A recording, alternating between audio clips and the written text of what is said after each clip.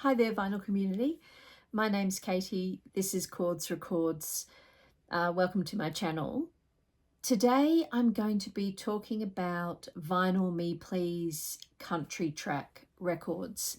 Vinyl Me Please have announced that they're ending that particular track as well as rock in October this year, 2024 if you're watching this in the future. And today I've been a member of Vinyl Me Please for years, probably from very early on, so around about 2016. I subscribed to their country track because I'm very interested in Americana and kind of hard to get country records. And I like what they did. And so I did sign up to that track, and it was hit and miss, and I would swap out some, and so certainly don't have all of them. So today I want to go through my top 13 albums from the series to date. So they've got 2 more months to go after this, which will bring the total to 44. So I have 23 all up of the albums, and I'm going to show you my top 13. I'm going to leave my favorite one till last, and I haven't done them in a particular order of how they came out. I've done them in kind of groupings where they're related to each other. So for this video, I actually want to show you the record itself, the sleeve, the vinyl. I'll show you quickly the booklet that usually comes with it, tell you who wrote the booklet, as well as discuss the album to some extent, not a lot. Now, I will preface this by saying I'm not an expert in country music, country and western music, outlaw music, Americana music, although I do love Americana music and I have quite a lot of it in my collection. I am not an expert, and we have our own kind of genre in Australia, but a lot of it is kind of taken from that. It's a very American, Nashville-based country music. So let's get into it. So the very first album I want to show you is actually one of 4 that I want to show you, and it actually is CW001. It was the first album in the Vinyl Me Please country track that they released, and it was the classic Johnny Cash at Folsom Prison. I think I've talked about this in one of my earlier videos. This album is a very famous album from Johnny Cash, and if you don't know, Johnny Cash obviously had seen better times, and he had decided that he had a lot of fans at Folsom, at a couple of the prisons, and they decided to do a 2-night concert at Folsom Prison, and they released it on this album. Most of the album is the first night, because the second night was a bit unwieldy. It is just such a brilliant album. You can hear the prisoners yaying and yelling, and it's just a lot of fun, and the announcements, and it's Johnny Cash at his kind of peak, I guess. So this album, it was the first one released in the Vinyl Me Please country track, and it came with all of them, or nearly all of them, come with a booklet, and they invite music journalists to write liner notes, and they're fantastic. This is one of the things I love about Vinyl Me Please and these specialty tracks they do, that the focus on the actual music is just brilliant, and the history and the narrative around how the album came to be. So this one, Johnny Cash at Folsom Prison, was written by Andrew Winersdorfer, I think that's how you pronounce it. And he was actually Vinyl Me Please's editorial director of the classics and country A&R at the time. So it came with that, but it also came with a kind of a bandana, country bandana, which I haven't actually opened. It's got it. I can see that it's got the Vinyl Me Please kind of country logo on there. Just a little bit of fun, I think, to release the actual track. They call them tracks. So these kind of channels of their Vinyl Me Please catalog. This is the album here. They faithfully reproduce them as much as they can with the labels. And the albums come on these kind of very, very thick, kind of almost Stoughton jackets, tip-on jackets. And they all come with an obi strip. All have the number of what the track is, and on the back of the obi they do a little bit of a selection of the booklet on the back. So they faithfully reproduce it as much as they can. But the great things that I have found about these albums is the sound quality has been stunning. They're all on heavy vinyl, 180, 200 gram, and they're quiet. At least in my experience, every single one of them has been quiet. And it's so beautiful to get these albums in such great condition and often remastered. So that's the first one of my 13 favourite Vinyl Me Please country albums. Now, I said at the beginning this was one of 4. So this is The Highwaymen, which is Johnny Cash, Chris Christopherson, Willie Nelson, and Waylon Jennings, all of which have been released at some point during the last 3 years of Vinyl Me Please Country. So the second one is Chris Christopherson. They chose to release The Silver-Tongued Devil and I. Look at him. Isn't he beautiful young man that he is? This was released, the Johnny Cash was released in 1968. This one was released in 1971. Beautiful, beautiful classic Chris Christopherson.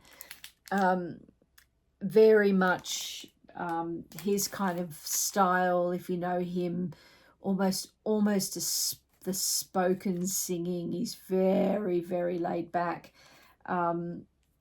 So that's the Chris Christopherson. Let me get the booklet out and show you the album. So the album, God, the absolutely beautiful vinyl. And this booklet here,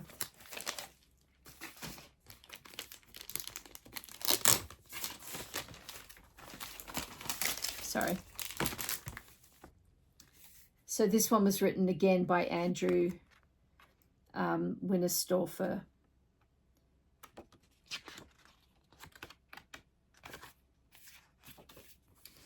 So this one was number 25 of the series. Okay, the third one of the Highwaymen was Willie Nelson's Shotgun Willie. This was number 2. So this came after the Johnny Cash. Willie Nelson's, like, I think it was about his 100th album, not quite. What was it? I have my notes here. It was his 16th album. And it was really interesting because he had been signed to RCA Records at the time.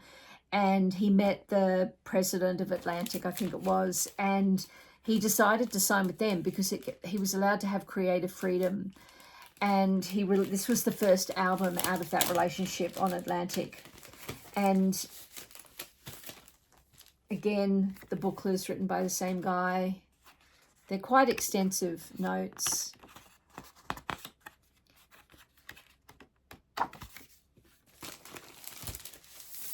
Album itself is kind of this clear, smoky shotgun, I guess, vibe. And I should say nearly every album is in this static-free polyline sleeve. Really beautiful. Like I can't recommend these albums highly enough, and I'm so sad that they're finishing. They have said, I read on Reddit that they, the president or whoever is in charge over there now, it's been going through a few issues, said that it's not that they're going to stop doing country and rock albums. They're just going to be kind of ingested into their kind of classics channel, their classics track. This album is so fantastic. Even though it's the 16th in his career, it was kind of like, I think it was kind of like a return to form for him because he'd been signed to Atlantic. and it's just one of his best albums. I just love this Shotgun Willie. I mean, I love Willie Nelson, but this is such a great album. If you're not really that familiar with Willie Nelson, this would be a really good one to get, just to kind of sample him if you like. Okay, and then the final one is Waylon Jennings. And the reason this is interesting is because after Willie Nelson signed with Atlantic Records, he then tried to talk Waylon Jennings into signing as well. And I think that was how it went. And RCA was so worried about losing him that they gave him a lot more creative freedom to keep him. And this was the album that came out of that, Honky Tonk Heroes. It's a classic kind of in the outlaw subgenre of country, as was the Shotgun Willie. They were those two albums were kind of the emergence of this subgenre of outlaw country. And this is a return to kind of that honky tonk country music, but mixed with this kind of raw rock and roll. It's very gravelly. It's just a very raw album, and it's such a kind of amazing album in the canon of kind of outlaw country music. Honky Tonk Heroes, Waylon Jennings. And this was number 18. And this one the book was written by a journalist called Jason Green. And Jason, it's a very similar format. Jason Green was a contributing editor and former senior editor at Pitchfork, and had also written a memoir.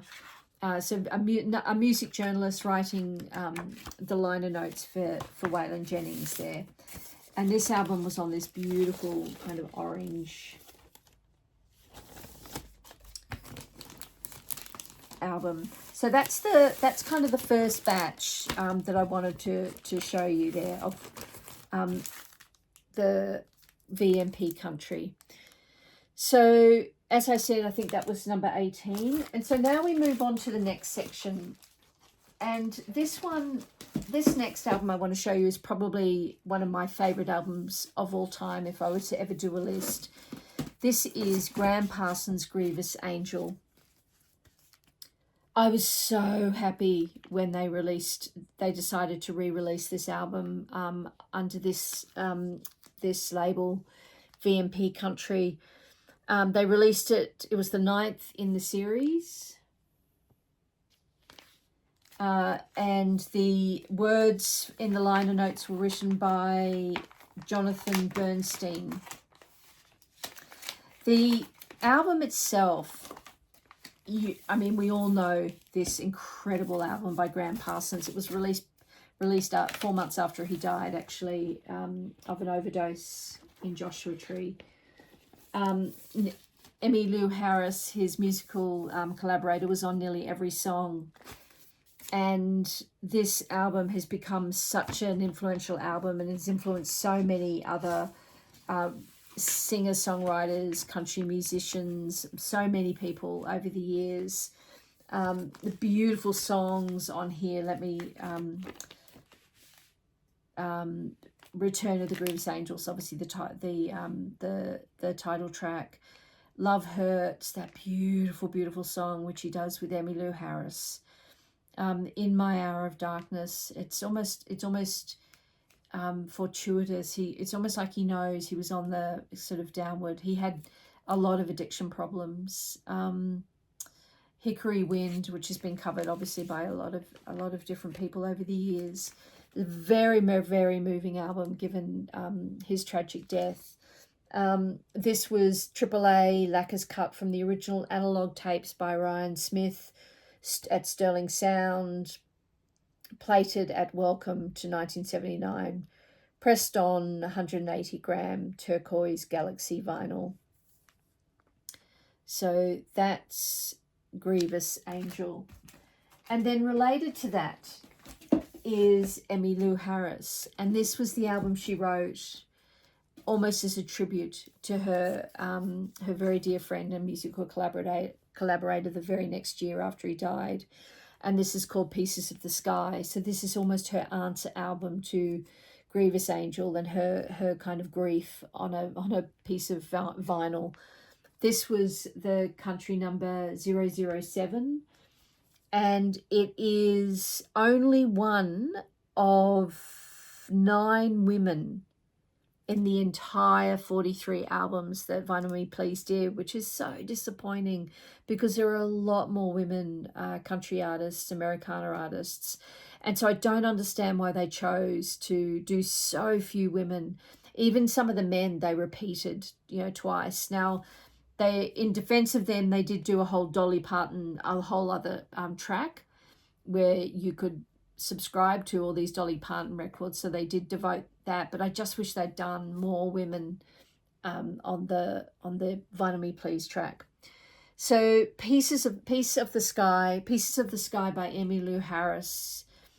Beautiful, beautiful album, 1975, as I said, a year after Graham Parsons died. And this one, it says here, mastered from the original tapes by Ryan Smith, Sterling Sound, plated at Welcome to 1979, released on 180-gram gold nugget vinyl. And the listening notes booklet was by Amelia Sutcliffe. I'll just get that out. Similar format to all the others. Amelia Sutcliffe is a New York-based writer, the head of editorial at VMP, and an editor of the book, The Best Record Stores in the United States. Really fantastic liner notes for this one. It's a fantastic Emmylou Harris album. I'm actually an Emmylou Harris completist, so I have nearly all her albums now, I think. I've got 1 or 2 to get. Very happy to have this reissue because it is on 180-gram vinyl. It's cut by Ryan Smith. It's beautifully quiet, and it's such a classic, sad Emmylou Harris album after her dear friend died. And then I'm going to move on to the next female in the series that I chose of my top 13, Tammy Wynette, Stand By Your Man. Classic album. Now this album, oh gosh, I think it's 1959. It won the Country Music Association album nomination in 1969. This album came at a time when men were writing all the songs. It's the opposite of a feminist statement, really. The title track, Stand By Your Man.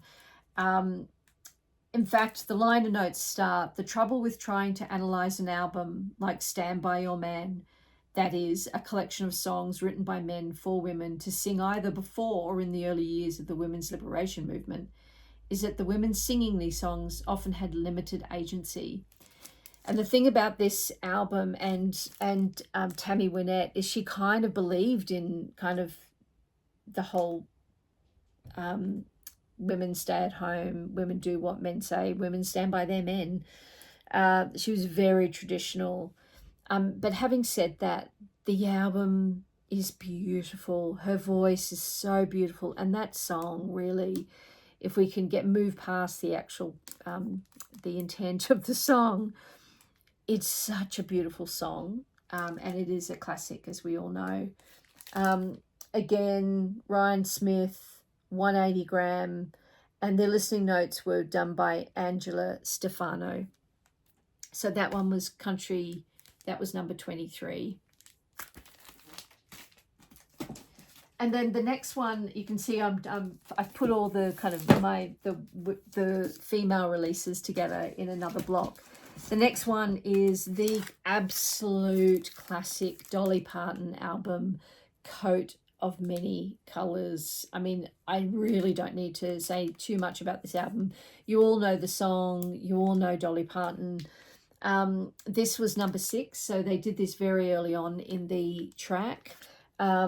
It was the 50th anniversary edition of Dolly's breakout solo album, and it was the booklet was by Amelia Sutcliffe again, and it was done on a rainbow vinyl, which I thought was quite sweet, given the coat of many colours.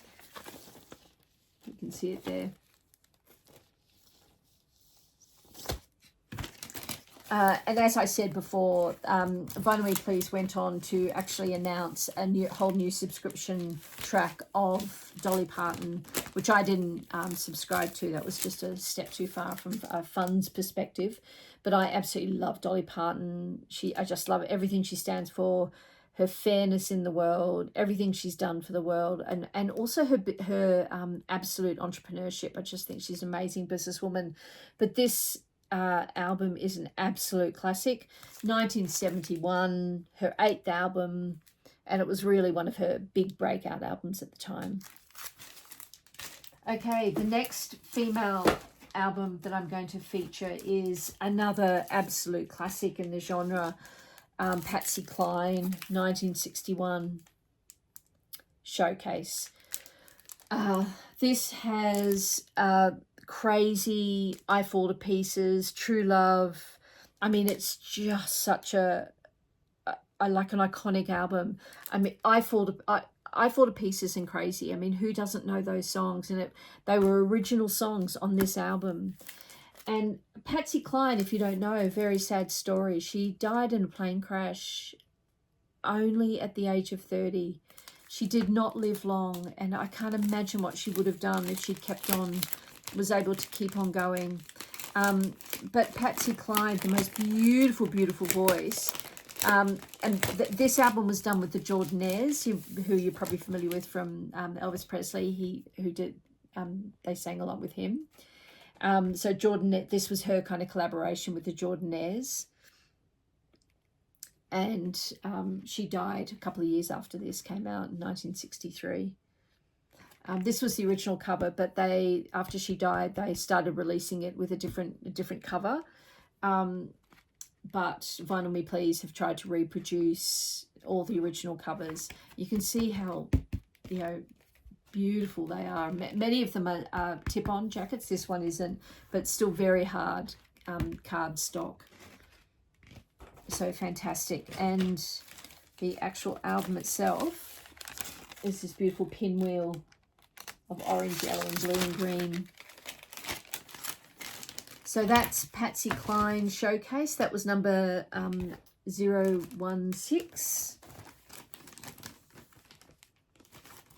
Put that back. So yeah, I had forgotten that she had died so young. You just think of Patsy Cline as just being this iconic kind of trailblazer of that kind of early country music, country and western music really.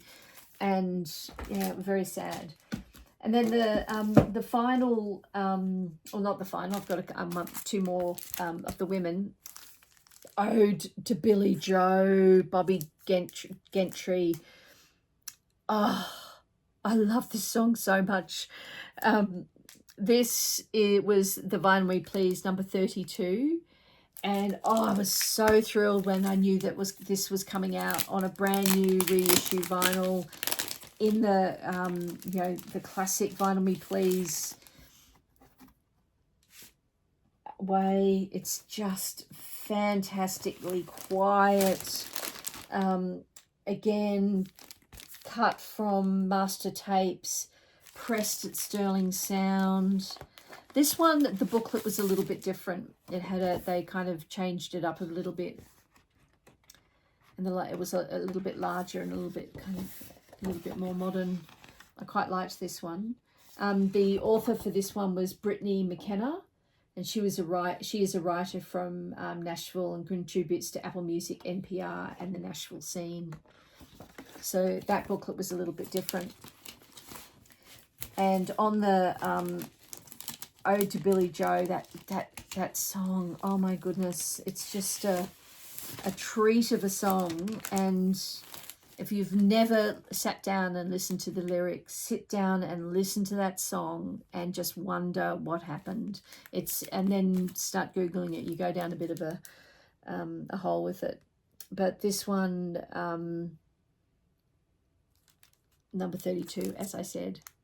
Look at her. Look how cool she is. And apparently she only ever wanted to be a songwriter, so write for other artists. And she only recorded Ode to Billie Joe because she couldn't find anyone to do it. She thought, I'll just do it myself. It became this mega hit for her. So that's 1967, her debut album. And then the final woman in my favourite 13 is Reba McEntire. This album was probably, out of every album I've shown you, the biggest surprise. When I found out I was getting this, this one was the next one coming, I thought, oh yeah, I'm not super familiar with Reba McEntire. Of course I know who she is, but I've never really kind of leant in and listened to too much of her. And so when I got it, I remember I was sitting kind of in this room and I put it on my vinyl record player, and I just was blown away. I was expecting, well, I was going to say, I was expecting this really overproduced kind of 90s pop country, and it kind of is, but it was just beautiful to come at it completely cold. I didn't stream it. I just sat there and listened, and I just marveled at what a voice she had. And the songs were just so sad. This album is called For My Broken Heart, and it was number 5, so it was very early on. And it says here, 30th anniversary edition of Reba's heart-wrenching classic, and it is heart-wrenching. Pressed on 180 gram magenta galaxy vinyl and listening note booklet by Natalie Weiner. And I looked into this, and it was incredibly tragic. A year earlier, she had lost 8 of her touring band musicians to a plane crash, and I just can't imagine losing that many people. They'd be like your family. And this album was her response to it, For My Broken Heart. And it kind of made me realize why it was so heart-wrenching and very, very sad. So I would, if you haven't spent much time with Reba McEntire, highly suggest this one. I think it was a breakout hit. It was like her 17th album, I think. Like she's been around for a long time, and obviously did that long 6 seasons of her self-titled show Reba on telly, and she's still going. But yeah, a really, really beautiful surprise of an album. And then I've got 2 more in my top 13 Vinyl Me Please Country label, and the second last is John Prine. They have done John Prine 2 or 3 times across the board. Like they've done it in classics, Vinyl Me Please classics. They've done one, I think, in the country track. I love John Prine, so anything by John Prine I'm here for, and that's why I've included this in my top 13. However, it's not my favorite John Prine album, but I couldn't not include it. So this is Sweet Revenge, and look at that cover, like classic, just cool as cool. This is a 50th anniversary edition that they did of Prine's rollicking 1973 album, and it is rollicking, and it's still his kind of very humorful. His lyrics are very funny, and they're just everyday moments. He's such a cute observer of life in a very funny way, and the album is that, but it's a little bit more rollicking than some of his other songs that I was familiar with. Usual master tapes by Ryan Smith at Sterling Sound, and the listening notes by Amelia Sutcliffe. This was number 33. And this one also had a slightly different booklet, not dissimilar to the Bobby Gentry one. Bobby Gentry? I can't remember how to say that. Square format. And these beautiful, they're listening notes. They're to read while listening to the album. And I do that, and it's just made all the difference. It just brings the entire album alive, and you just get such an education into where the artist was at that point in their career when they recorded the album, why their music might have been in a particular tone, who the musicians that were they were playing with, the producer, what was going on in their life. It is just a fantastic thing to have. They're beyond kind of liner notes, I guess, that you would have on an album. They truly are listening notes.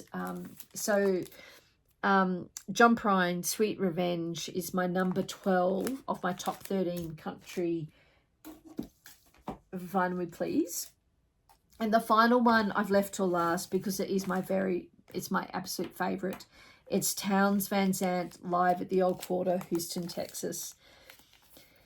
Townes Van Zandt, a legendary country Americana almost folk singer, songwriter, guitar player, beautiful just songwriting. This album has actually become kind of legend status of his catalog. He recorded these songs at the Old Quarter, a venue in Texas, in 1973, and he didn't release this until 1977, and it was almost a bit of a surprise for him how successful it was. So this was the number 21, and as always, Ryan Smith cut them at Sterling Sound, and it was pressed on black and white Galaxy vinyl, and the booklet was by Andy O'Connor.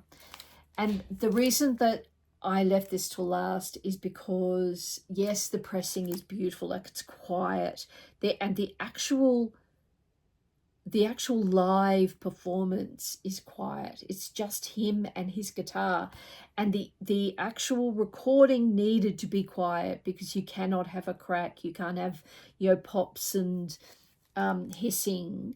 This needed to be silent, and it is, or at least my copy is. And in fact, in the very first track, you hear everything he says in between. It's a live recording, and he says, "I've never played here when it's been so quiet." It's so fantastic, and how wonderful. Now, if you don't know Townes Van Zandt, he had a terrible addiction problem, and he died eventually of his health issues leading from his years of addiction problems, but he was still able to create this beautiful, incredible music. And I just can't recommend this particular album highly enough. And it is quite rightly critically acclaimed and considered probably the best album that has ever been released of his. And if you agree with me, let me know, or if you don't, let me know in the comments. This is the only Townes Van Zandt I have, believe it or not, and I'm just hoping that will be the beginning of my journey. So please recommend what I should get next, what your thoughts are. But this album blew me away when I got it, and I have it on heavy rotation. Absolutely love it. So there you have it. That's my top 13 in the Vinyl Me Please or VMP Country music track. I hope you've enjoyed this. Tell me if you have also subscribed to it and other albums that you think I should have featured. If I wasn't really into an artist or I didn't know them and I gave them a quick listen, didn't really like it, I would often swap it out for other albums that were going that month. Or sometimes I did receive it and it wasn't for me. And like the Lyle Lovett, for instance, I'm not a huge Lyle Lovett fan. I did receive that and I ended up returning it or selling it and getting something else. So I'd love to know what your thoughts are and what you think of my top 13. I'm really sad it's finishing, but never mind. Anyway, I hope you really enjoyed this video. I certainly enjoyed making it, and I look forward to the next one. In the meantime, if you did like this video, could you please give me a thumbs up and please subscribe down below, and also hit the notification bell if you want to know when I release my videos. I release them every weekend, and I'll see you in the next one. Goodbye.